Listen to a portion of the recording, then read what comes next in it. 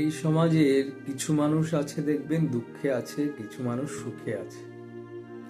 তো আমাদের মধ্যে বেশিরভাগ মানুষের ধারণা হচ্ছে যে টাকা পয়সা, গাড়ি বাড়ি, ধন দৌলত থাকলে সুখে থাকা যায়, আর ওগুলো না থাকলে দুঃখে থাকতে হয়।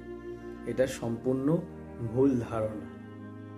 এবং এমন মানুষ আছেন যারা সারাদিন পরিশ্রম করে 500-700 টাকা রোজগার করে এনে পরিবার চালাচ্ছে এবং তারা হাসি মুখে জীবনযাপন করছে। কিন্তু এমন অনেক পরিবার আছে যাদের প্রচুর টাকা, 4-5খানা গাড়ি, অনেক বাড়ি, কিন্তু তাদের মনে শান্তি নেই। আসলে প্রথম কথা, সুখ দুঃখ, এই শান্তি, এগুলো না নিজের ব্যাপার। আসলে আমাদের এক শ্রেণীর মানুষ আছেন যারা হয়তো প্রচুর টাকা রোজগার করেন, তারা ভাবেন আরো চাই, এটা করব, এটা হলো তো আর একটা করবো, আর একটা। কিন্তু এর জন্য না আমরা ভাবি না যে আমরা যতটা পেয়েছি আরো চাই, আরো চাই। এই চাওনির তো শেষ নেই। তো সেটার একটা লিমিট থাকলে ভালো হয়।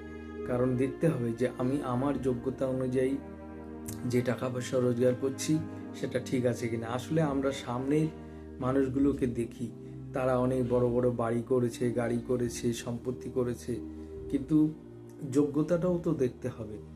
অনেক মানুষ আছে যে সমাজের মানুষকে ঠকিয়ে অনেক কিছু করেন, তাদের হয়তো অর্থ বল আছে এবং অন্যান্য ক্ষমতা আছে, সেগুলোকে তারা অ্যাপ্লাই করেন, কিন্তু সেটা আলাদা ব্যাপার। কিন্তু আমরা যদি আমাদের যোগ্যতা বা ক্ষমতা অনুযায়ী দেখি, বা আমি কতটা যোগ্যতা আমার আছে এই সবগুলো করার, কারণ উনি করেছেন বলে আমিই করতে পারবো, সেটা দেখতে হবে যে আমি পারবো কিনা। হ্যাঁ, চেষ্টা করতে হবে, তার জন্য কিন্তু মানুষকে ঠকানো চলবে না, মানুষকে বিপদে ফেলাও চলবে না।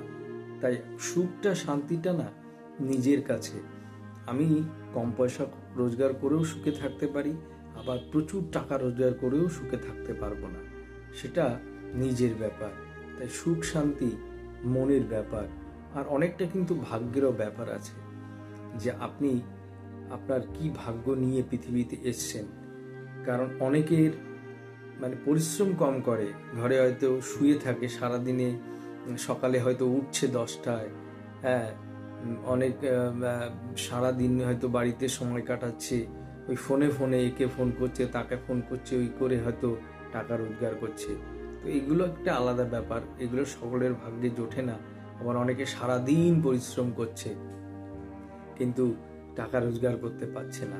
তো এই এই এই বিষয়গুলো ভাবতে হবে, তবে সুখ শান্তি পাওয়া যাবে। শুধু টাকা, সম্পত্তি, বাড়ি থাকলেই সুখ হবে আর না থাকলে হবে না, এটা কিন্তু একদম ভুল ধারণা। তাই মনকে তৈরি করুন, মনের সঙ্গে কথা বলুন, ভাবুন যে আমি আমার যোগ্যতা অনুযায়ী কতটা পেয়েছি আর কতটা পেতে পারি, তবেই শান্তি, তবেই সুখ। না হলে ওই মনের দুঃখে ওই লোককে দেখতে হবে, আর দুঃখ পেতে হবে, কষ্ট পেতে হবে। সকলে ভালো থাকবেন, সুস্থ থাকবেন। রাধে রাধে।